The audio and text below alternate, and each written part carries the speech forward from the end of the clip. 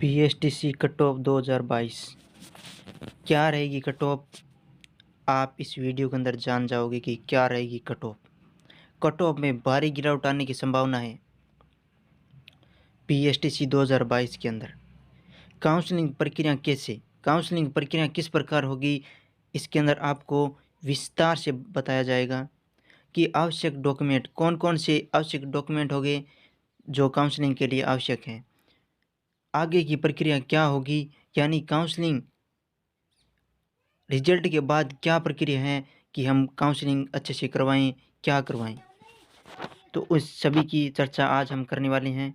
तो इन सभी चर्चा करने से पहले मैं आपसे निवेदन कर लेता हूं कि आप इस चैनल को लाइक, शेयर और सब्सक्राइब कर दें कि आपको बीएसटीसी से संबंधित सूचना तुरंत मिल जाए। चलिए हम आगे चलते हैं। सबसे पहले बात करते हैं बीएसटीसी कट ऑफ 2022 के बारे में कि बीएसटीसी की अनुमानित कट ऑफ क्या रहने वाली है। देखिए, आप घबराइए ना कि इतनी हाई कट ऑफ बता दी है। आप घबराइए ना, यह पहले राउंड की कट ऑफ है कि यहाँ बीएसटीसी के अंदर 3 से 4 राउंड होते हैं। मैं पहले राउंड की कट ऑफ बता रहा हूँ और पहले राउंड के अंदर भी उन लोगों की बता रहा हूँ जिन्हें सरकारी कॉलेज अलॉट होगी, मैं उनकी बता रहा हूँ। आप घबराएं नहीं, आपका सिलेक्शन होगा, श्योर होगा, आप निश्चित रहें। सबसे पहले बात करते हैं जनरल की कि जनरल की कट ऑफ क्या रहने वाली है। देखिए, पुरुष और महिला की दोनों की एक समान कट ऑफ रहेगी, यानी 410 प्लस है ना, उनको सरकारी कॉलेज अलॉट होगी और पहले राउंड में अलॉट हो जाएगी। तो आप निश्चित रहिए। इससे अगर कम है तो उनको भी इंतज़ार करना चाहिए और उनको भी काउंसलिंग करवानी चाहिए। यानी लगभग जिसके 300-350 नंबर है ना, उसको निश्चित ही कॉलेज मिल जाएगी। आपकी शर्त ये है कि आपको जब काउंसलिंग फॉर्म भरें तब उसके नीचे एक आता है ऑल राजस्थान। उस ऑल राजस्थान ऑप्शन को आप सेलेक्ट कर लें कि आपको राजस्थान के अंदर कहीं पर भी कॉलेज मिल जाए। अगर ऐसा आपने सेलेक्ट नहीं किया तो आपको केवल और केवल आपने जो कॉलेजें भरी हैं उनमें से ही मिलेंगी। उनमें से तब मिलेंगी जब उन कॉलेजों में आए हुए विद्यार्थियों के नंबर, यानी जिन विद्यार्थियों ने उन कॉलेजों को भरी है उनके नंबर आपसे कम होने चाहिए। अगर ज़्यादा हो गई तो आपको कॉलेज नहीं मिलेगी और आप कॉलेज से वंचित रह जाओगे। और आपसे जो कम नंबर वाले हैं वो उनको कॉलेज मिल जाए, क्योंकि वो आज राजस्थान सेलेक्ट कर रहे हैं। आपने जितनी कॉलेज भरी है उतनी में भी आपको सीट अगर खाली होगी तो मिलेगी। ऑल राजस्थान के अंदर आपको कहीं पर भी आपको कॉलेज नहीं मिलेगी, इसलिए आप ऑल राजस्थान को सेलेक्ट कर लें।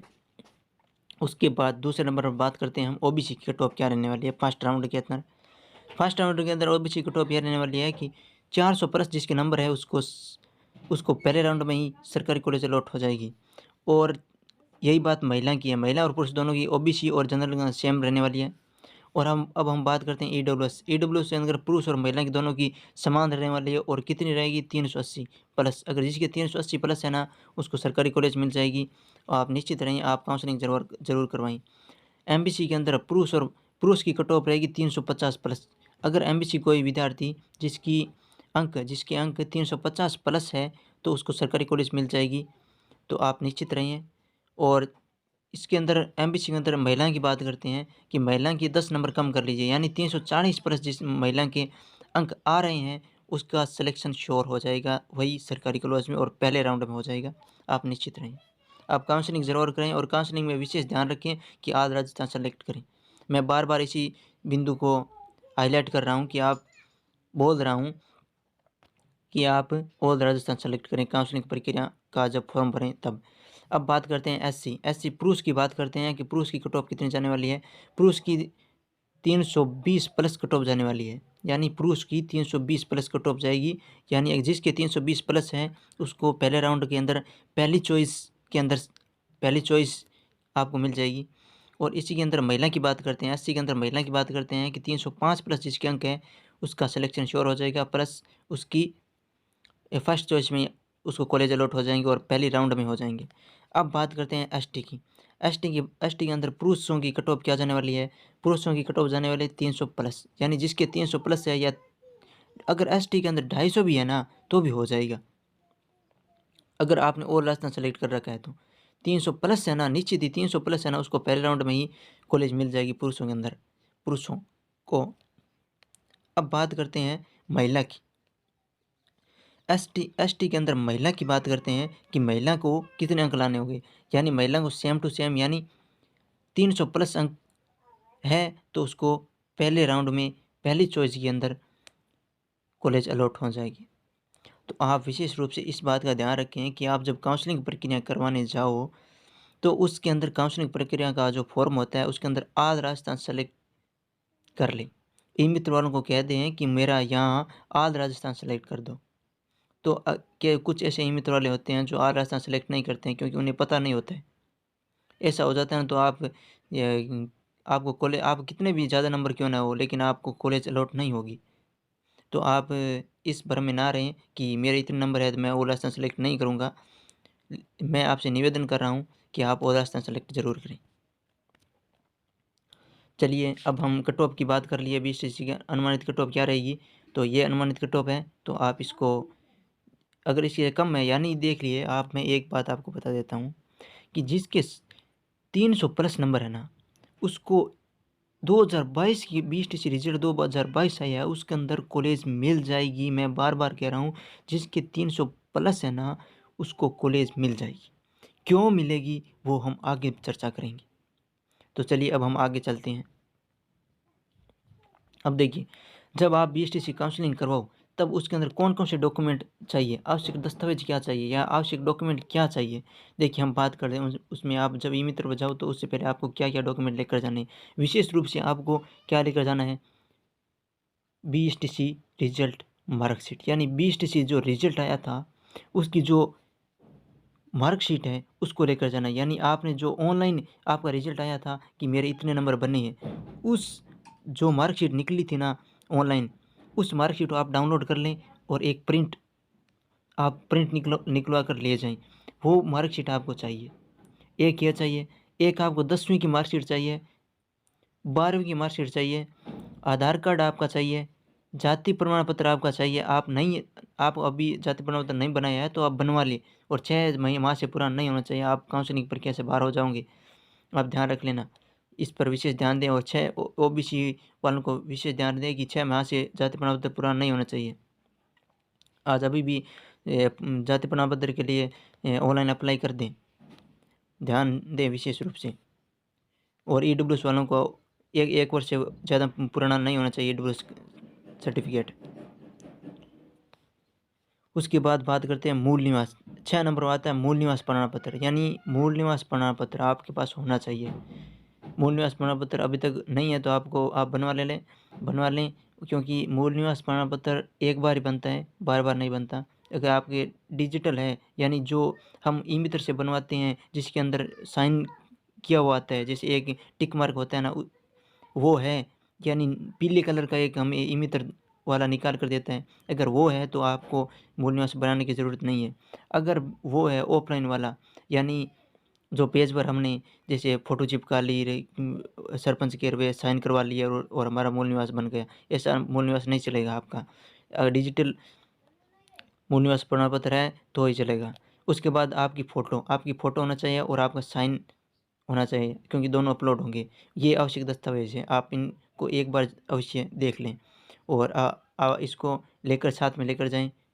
और आगे चलते हैं, हम आवश्यक दस्तावेज़ के बाद आगे चलते हैं और अन्य क्या बातें हैं।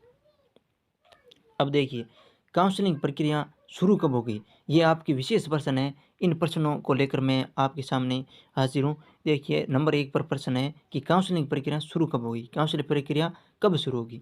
देखिए काउंसलिंग प्रक्रिया है वो इसी नवंबर महीने के अंदर अंदर आपको काउंसलिंग प्रक्रिया शुरू हो जाएगी, ऐसा आपको देखने को मिलेगा। नवंबर महीने के अंदर काउंसलिंग प्रक्रिया शुरू हो जाएगी, उससे पहले पहले आप अपने डॉक्यूमेंट तैयार करवा लें। अब देखिए नंबर 2 पर क्या रिजल्ट दोबारा आएगा। देखिए दोस्तों रिजल्ट दोबारा नहीं आएगा, रिजल्ट दोबारा नहीं आएगा, कभी नहीं आएगा रिजल्ट। ऐसा अभी तक हमारे पास कोई ऑफिशियल सूचना नहीं मिली है कि रिजल्ट दोबारा आएगा, नहीं आएगा। आप सोच रहे होंगे कि पहले ऐसा होता था कि शिक्षण अभिक्षमता वाले जो भाग था उसके अंदर 0, 1, 2, 3 नंबर देते थे, लेकिन अब की बार क्या है रिजल्ट बीएसटीसी अब की बार 2022 के अंदर क्या किया है उन्होंने कि सीधे 3 नंबर ही दे दिए। अगर जिसका प्रश्न एकदम सही है ना शिक्षण अभिक्षमता में उसको ही 3 नंबर मिले और अन्यथा उसको 0 नंबर मिले। तो इससे आप ये भ्रमित ना हो कि रिजल्ट दोबारा आएगा, नहीं आएगा। और मैंने आपको ऊपर कहा था कि अब की बार कट ऑफ कम क्यों जाएँगी, इसी वजह से कम जाएगी कट ऑफ। क्योंकि अब की बार 0, 1, 2, 3 वाला मैटर समाप्त कर दिया, सीधे 3 नंबर ही दे रहे हैं, 0 और 3 नंबर। यानी जिसका एकदम सही है ना शिक्षण अभिक्षमता में, उसको 3 नंबर मिल रहे हैं, और जिसका चाहे कितना ही गलत हो, उसको 0 ही नंबर मिलेंगे। अगर एकदम 100% सही है ना, उसको ही 3 नंबर मिल रहे हैं। तो इससे कट ऑफ क्या है कि 30 से 40 नंबर कट ऑफ है वो कम जाएगी, कट ऑफ बहुत कम जाएगी। तो आप निश्चित रहिए, आपका सिलेक्शन होगा। देखिए नंबर 3 पर कौन सा प्रश्न है, क्या हमें काउंसलिंग करनी चाहिए? अगर जिस बंदे के अगर 300 प्लस नंबर बन रहे हैं, तो उसको काउंसलिंग ज़रूर करवानी चाहिए। यह मेरा निवेदन है आपसे कि आप एक बार काउंसलिंग करवाएँ। आपके अगर 3000 रुपये लगेंगे काउंसलिंग के अंदर, तो अगर आपको कॉलेज नहीं मिली, तो 2700 से 2800 रुपये आपके वापस खाते के अंदर रिफ़ंड कर दिए जाएँगे। तो आपका लग क्या रहा है? अगर मिल गई तो ठीक है, नहीं मिली तो आपके पैसे वापस कर दिए जाएँगे। तो आप एक बार काउंसलिंग ज़रूर करवाएँ, अगर जिसके 300 प्लस नंबर हैं। अब बात करते हैं नंबर 4 पर, क्या मेरा होगा? देखिए ये बहुत सवाल आ रहा है कि बच्चों का ये सवाल बहुत सवाल आ रहा है कि क्या मेरा सिलेक्शन होगा क्या? देखिए बच्चों, अगर आपके 300 प्लस नंबर बन रहे हैं, तो आपका श्योर सिलेक्शन हो जाएगा। आप काउंसलिंग करवाएँ और निश्चित रहें, नो टेंशन रहें। आप हमारे साथ बने रहें। इस चैनल को लाइक कर दें, शेयर कर दें और सब्सक्राइब कर दें। नीचे दो जो बेल आइकन की घंटी है उसको दबा लें, क्योंकि मैं इससे रिलेटेड आपको हर समय सूचना देता रहूँगा कि बीएसटीसी की अब क्या प्रक्रिया चल रही है। तो बच्चों आपका सिलेक्शन होगा, निश्चित रहें और पढ़ाई जारी रखें, क्योंकि अभी तो आपने छोटा यानी छोटी उपलब्धि हासिल की है। आपको आगे बहुत कुछ करना है, आपको आगे शिक्षक बनना है। देखिए नंबर 5 पर सवाल आ रहा है कि कितने रुपए लगेंगे? मैंने आपको ऊपर बता दिया कि 3000 रुपये मिलेंगे। अगर आपको कॉलेज मिल गई तो आपको रिफ़ंड नहीं होंगे। अगर आपको कॉलेज नहीं मिली तो आपको 2700 से 2800 रुपये रिफ़ंड कर दिए जाएँगे आपके खाते के अंदर। तो आपको इसमें क्या लग रहा है? 300 से 400 रुपये लग रहे हैं। मान लीजिए कि आपसे 300 400 रुपये या गुम हो गए, ऐसा मान लीजिए, क्या जाता है? अगर हो गया तो आपकी ज़िंदगी सुधर जाएगी ना। तो आप इसीलिए मैं कह रहा हूँ कि आप काउंसलिंग करवाइए। अब नंबर 6 पर आता है कि कौन-सी कॉलेज पहले भरें? देखिए ये बहुत बड़ा सवाल है। यही विशेष सवाल है कि कौन-सी कॉलेज पहले भरें? देखिए दोस्तों, मैं आपसे निवेदन करूँगा कि जो कॉलेज की प्राथमिकता है कि कौन-सी कॉलेज पहले भरें, तो इससे मैं आपको से निवेदन करूँगा कि आपका निवेदन नहीं है, आपसे आग्रह रहेगा कि पहले सरकारी ही कॉलेज भरें। अगर आपके आस-पास के ज़िलों की जितनी भी सरकारी कॉलेजें हैं, वो भर दें।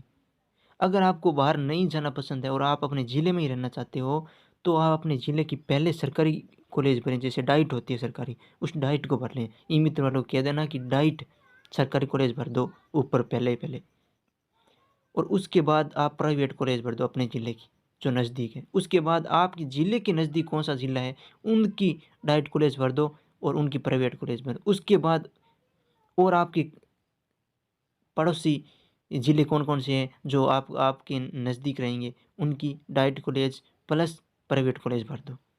इतना करना है, और इसकी लिस्ट मैं आपको जल्द ही कि कौन-सी कॉलेज पहले बने, कॉलेजों की लिस्ट है वो जल्द ही उपलब्ध करवाऊँगा। जब काउंसलिंग प्रक्रिया शुरू होगी तो मैं आपको उपलब्ध करवा दूँगा। अगर कोशिश करूँगा कि मैं उससे पहले ही आपको कॉलेजों की लिस्ट है वह उपलब्ध करवा दूँ।